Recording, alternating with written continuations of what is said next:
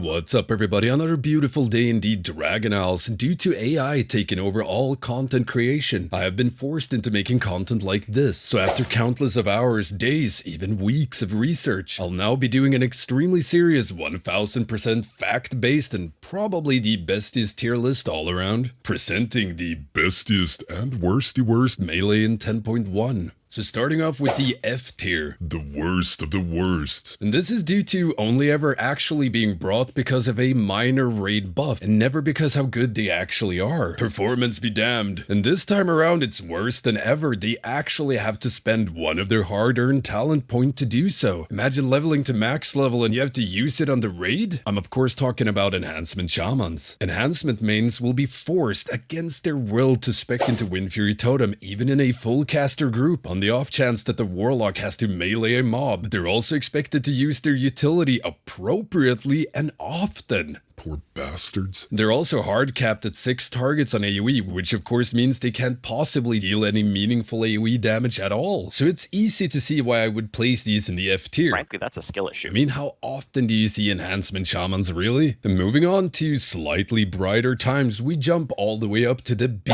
tier, where we find a melee spec that brings a ton of utility and control to any group they're in. Consistent bursty short cooldown damage and high mobility, extremely fast-paced playstyle and fun rotation. However, it is extremely punishing if you mess it up, and it is easy to do so. And most of their builds also require you to buy 2 extra MMO mouses and a second keyboard to fit all the keybinds, whilst growing 8 extra fingers per hand, which for some players might be a bit off-putting. I mean, imagine having 26 fingers.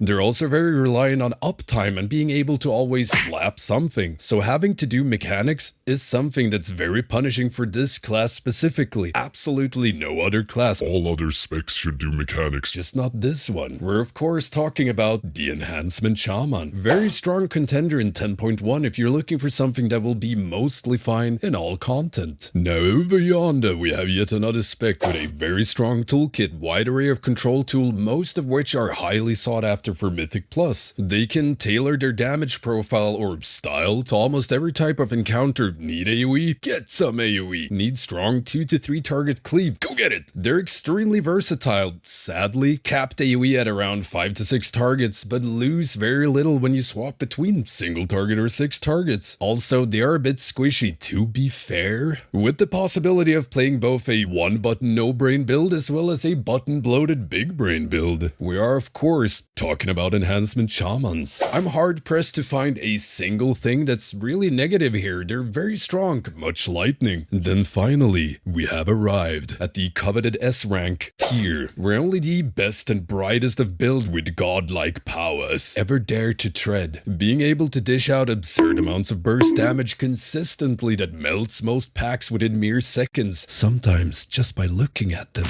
They bring buffs and strong raid party-wide cooldowns, as well as more utility than you will ever need, making them an absolute beast in dungeons. But they're also able to tailor their output and damage profile to almost any situation that might arise. They're even able to bring themselves back from the dead. Cause hey, mechanics are optional when you play this. As long as it only happens every few minutes. Now these thunder gods are mostly capped at 6 targets, but don't let that fool you. They have access to more uncapped AoE with stronger single target than ever before, and they have burst damage up for every single pack in a dungeon. So while another class might win on that one Omega Pepega pull, this spec catches up on everything else. Non-stop bringing the pain. And I'm of course talking about enhancement shamans. They also have access to Bloodlust, Windfury Totem, Purges, Decurse, Crowd Control, AoE stuns, incaps, knockbacks, massive healing cooldowns via ancestral guidance, very good mobility, and the best funnel damage in game. Need to burn down that one big nasty mob in a pack? Well, enhancement just turns all those mobs into more single target damage, if they so choose. However, if we want to look beyond S tier, there's really only Warlock.